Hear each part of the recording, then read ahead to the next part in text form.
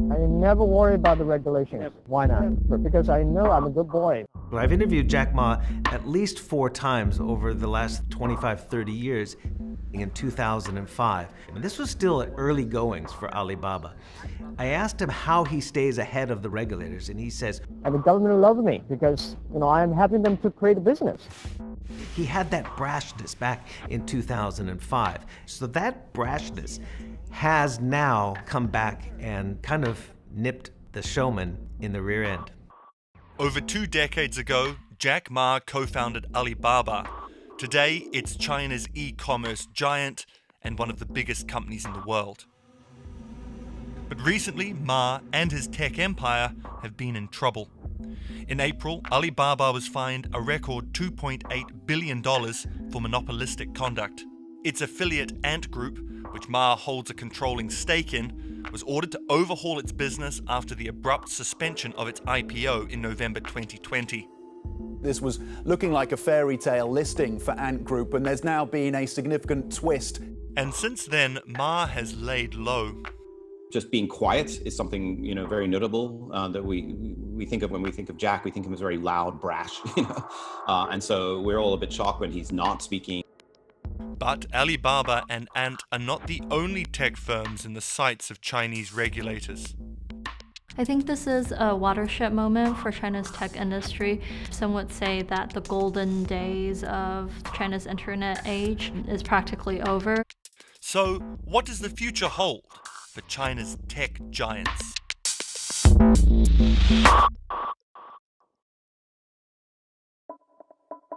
It's become the stuff of legend. In 1995, during a trip to the US, the then English teacher Jack Ma had his first encounter with the internet at a friend's place in Seattle. I searched the first word beer. I don't know why, because it's easy to spell, baby. And I see beers from Germany, beers from USA, beers from Japan, but there's no beer from China. Back home, he started China Pages, a Yellow Pages-like website, but it didn't take off. By 1999, the internet stock boom had gripped Wall Street, and back in his Hangzhou apartment, Ma decided to try again. With his wife and a small group of friends, Ma set up Alibaba, a site that allowed businesses to sell stuff to each other. In the same year, a newly established company, Tencent, released its first product, OICQ, an internet messaging service. Alibaba came along, Tencent came along. They grew in certain areas like in gaming. Alibaba grew in e-commerce, but then their services just started mushrooming and mushrooming. Alibaba and its affiliate Ant, along with Tencent. These are the twin pillars of China's internet industry. You can think of their influence in terms of the products that they offer. So think of the most powerful mobile internet apps in the US, and Tencent would be a combination of all of them.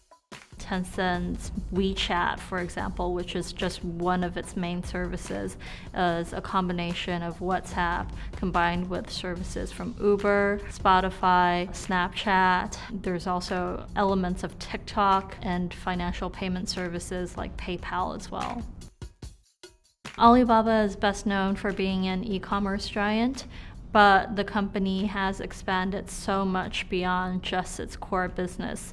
It has businesses in sectors like logistics, entertainment. Think of the biggest blockbusters in the US. Mission Impossible was financed by Alibaba Pictures, so it's a very powerful conglomerate. Tencent and Alibaba's apps are used by a combined 1 billion people. Each company has a market cap over $500 billion US, and they've poured billions into Chinese tech startups. Startups have to face the duopoly, and often they have to take money from one of the two camps. And it's almost like an offer that you can't refuse. Not taking money from them can be detrimental. And if either Alibaba or Tencent decides to invest in your competitor, the consequences can be quite dire.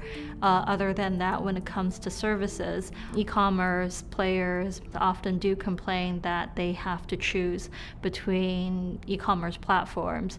It could be either Alibaba or its rivals. For over a decade, the Chinese government allowed the internet sector to grow with little oversight, as it wasn't yet considered an essential industry. Beijing also hoped that expansion of these companies could spur China's economy. Using the model of combining US capital with China's best entrepreneurs and also brain power, China's internet sector or tech sector just grew into this giant behemoth that overnight, by the time the government realized that it had gotten so big, it was already out of their control, some would say. The ability for them to amass large amounts of data and combine it with artificial intelligence gives them key insight into 1.4 billion people and also key industries, economies of the country, which is really something that's at the core of the ruling party's concern. If these companies venture beyond the edge of control, there is a risk that these companies pose to the ruling Communist Party, and power is at the core of everything and the priority for the ruling party. China putting the brakes on the world's biggest IPO. Ant Group's listing in both Shanghai and Hong Kong have been suspended. This is really a stunning turn of events, and as Heidi noted in the previous segment, it was the most anticipated initial public offering on record, and the money was piling up to go into it. So in that essence alone, it was a dramatic about-face from regulators because it had already been given the go-ahead by securities regulators. And in the 11th hour, it was pulled. This was going to be a $30+ billion IPO, but it all came apart after this speech, of course, in Shanghai by Jack Ma, where he criticized the regulatory environment. 好的创新不怕监管，但是怕昨天的方式去监管。我们不能用管理。 He criticized state banks for operating like pawn shops, and he didn't read the room very well because the audience at the Shanghai Bund Conference was full of government officials. They did not take kindly to this. The Ant IPO debacle is the tipping point. And obviously the underlying policy tensions have been there for a really long time. So a lot of tensions have been building up in the past 10 years. It just, until this really small event that the whole balance was tipped. Ant is China's largest fintech company, created in 2004 as a payment service to facilitate transactions to Alibaba. The company has expanded its business into wealth management, credit lending, and insurance. In the year to June 2020, it managed to process $17 trillion worth of payments, and at one point it had the largest money market fund in the world. There has been a lot of complaints from the state-owned lenders in the past few years about how Ant is encroaching on their turf, especially in lending and also wealth management. And the banks are held to a different set of rules that are much more stringent, whereas Ant has been able to sidestep a lot of these stringent rules by playing the role of a fintech disruptor. And they added micro-lending. And I say micro-lending is just a name for prolific, many different small loans to shoppers across the many different platforms of Alibaba. That posed significant risks because Alibaba only funded about 2% of those loans, and the rest of those loans were securitized by the state banks. They took on the big risks. Just a day before Ant's IPO suspension, regulators released strict draft rules for online microlenders that would require Ant to provide at least 30% of the funding for loans it underwrites for banks and other financial institutions. That evening, Jack Ma was summoned by regulators for a meeting. What we learned was that while they didn't discuss details of the IPO, the message was clear, which is that the free reigning days of Ant's business was coming to an end and things were about to change. That was probably the first inkling that things were not going to go according to plan. But the writing on the wall was actually already out there in the months preceding that. There were a slew of rules that already were rolling out since September that curbed Ant's loan business. After Ant's IPO suspension, the company was ordered to overhaul its business, turning it into a financial holding company with similar regulations to a bank. Regulators also launched an anti-monopoly investigation into Alibaba. In addition, there's also said to be scrutiny of Jack Ma's growing media empire. He owns the South China Morning Post in Hong Kong. He owns at least 30% of the social media platform Weibo, which is like a Twitter of China. He also has another media, Yicai, which is a very large media company that has an online presence in China. The regulators are said to be looking very closely at the influence Jack Ma and Alibaba, through those holdings of media businesses, has on Chinese society. Some would say that it's the Chinese government that likes to have the final say in what information the public gets. Since the collapse of Ant's IPO, Ma, the face of China's new economy, and the showman who always takes center stage, vanished. Jack? Are you there? Jack? Doesn't look as though inside. He may be not showing up, but he's not missing. He hasn't been captured. He hasn't been taken. Like many entrepreneurs in China, Ma had been walking a tightrope, balancing sometimes conflicting demands from Beijing and foreign investors who are eager to see growth. For many years, Jack Ma branded himself or tried to create this image where he was a rebellion, where he revolted against the system and was a troublemaker, fighting for the little guys.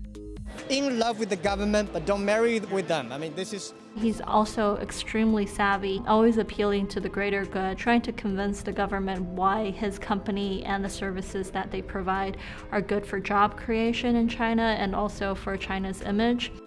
It wasn't until earlier this year, 2021, that Jack Ma reappeared. He was talking about philanthropy, and the tone in which he gave his speech was so much more modest and humble compared with his speech in October. He was doing something that the government wants a man who is worth $54 billion to do, and that is to talk about poverty alleviation and building up and investing in rural areas of China. These are messages the Communist Party of China likes. 10 years ago, I mean, it was a very different, or 15 years ago, very different government back then. You had much more of a laissez-faire towards technology.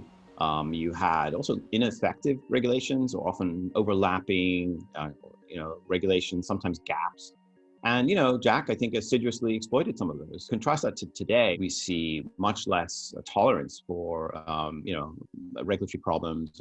China's government has really upped its game. You can no longer just bash government in the way that he did. So maybe Jack just didn't realize that the game had changed. Just 5 months since the sudden collapse of Ant's IPO, regulators hit Alibaba with a record fine for monopolistic conduct. Ant is now in the process of an overhaul.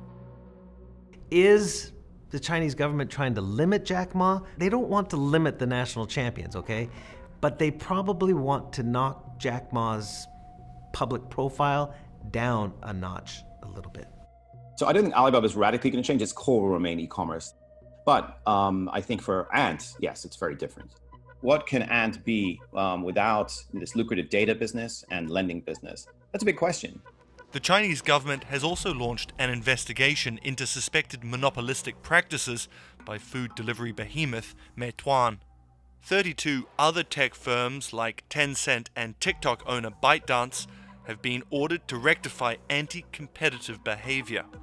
I think the regulatory uncertainty is going to be at the backdrop of just about every big tech story for the foreseeable future in China. From the government standpoint, I mean, it's not in their interest to see the tech companies to become smaller and weaker. It's just a different direction that the government wants these companies to move forward.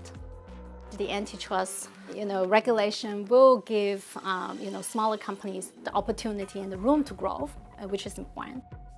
The trend where governments are trying to rein in tech companies and break down monopolistic practices is global. I think in China, what differs is that the tech companies have no power to fight back when the government cracks down on them. Ironically, what we saw with Alibaba is that they thanked the government, and that is something that I don't think Google or Facebook is doing in the US right now. At the end of the day, the Chinese government has the final say, and bend the knee or get broken.